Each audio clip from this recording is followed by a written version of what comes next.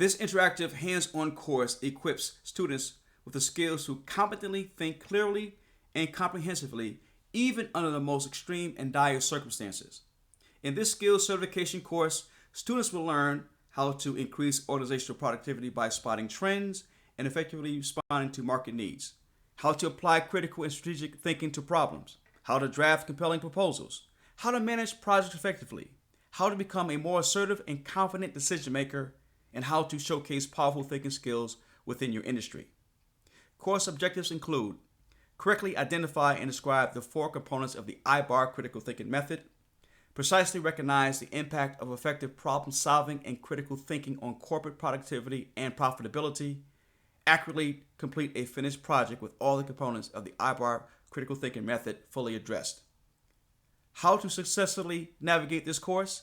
Listen to and follow the PowerPoint presentation, complete the recommended exercise at the end of each section, read the textbook, The IBAR Way for Critical Thinking, follow the IBAR student outline for your project, select a problem or challenge to find solutions to, follow the IBAR system to complete the certification exercise, and finally turn in your final project to be considered for certification. IBAR is an acronym for Issue, Benchmarks, Analysis, Application, and Recommendations. IBAR takes any problem, particularly in business, and through a basic research formula that average employees like yourself can exercise, create solutions to the problem. Once you understand the critical thinking process using the internet for basic research, you now become a knowledge worker as well as a subject matter expert who knows how to answer and solve problems independently. Before we get into the 4 components of the IBAR critical thinking method, let's look at the value of problem solving through critical thinking. According to the intent of the IBAR critical thinking method, a simple, fast, and concise way of moving a problem from diagnostics to solution recommendations is a more effective way of making business decisions as well as the basis for critical thinking. In short, critical thinking is the ability to make seemingly disconnected information fly in a straight line to understand the world as well as solve problems and make better decisions. The I in IBAR represents the issue. The issue or problem begins the process. Let's say that you are a large soft drink company and you notice that your profits have been down for the last 3 quarters. You could hire outside consultants and spend thousands of dollars for them to tell you what your problem is and what to do about it. Or you can train your employees to access the problem in-house. The issue part of IBAR answers the what, when, why, where, and how of the problem. Once the problem has been vetted and properly diagnosed, you can begin the benchmarking process. The practical use for the issue aspect of IBAR is by diagnosing the issue correctly, you can begin asking the right questions for developing solutions. You want to know what is the problem so that you can isolate its impact on your company, business, or life. If profits are down this fiscal quarter, the issue is dwindling profits, which may mean cutbacks and layoffs. You want to be specific and clear about the issue at hand.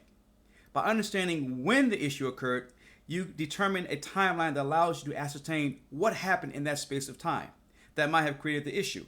If profits are down for this fiscal quarter, what happened within those 3 months? If the product is soft drinks, did a water contamination scare impact sales? By keeping a timeline of events, you can determine what period may need to be focused on to determine the life cycle of the issue. Determining why an issue exists incorporates having a few possibilities that may or may not be obvious. For the soft drink example, did a competitor introduce a similar product in the marketplace? Determining why an issue exists may require as many possibilities as there are solutions. Therefore, include what can be drawn by facts as well as what assumptions might be made in the interim.